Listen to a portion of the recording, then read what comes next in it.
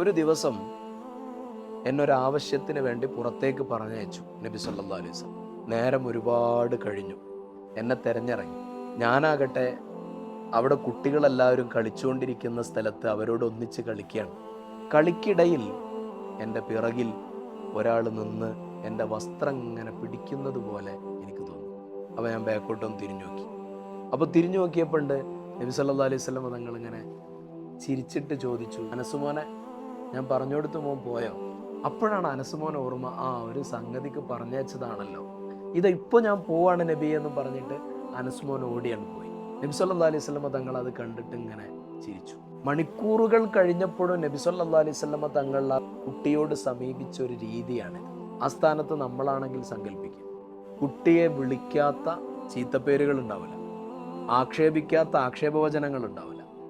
അത് അപകടം ചെയ്യുന്ന ഒരു പ്രവർത്തനമാണെന്നാണ്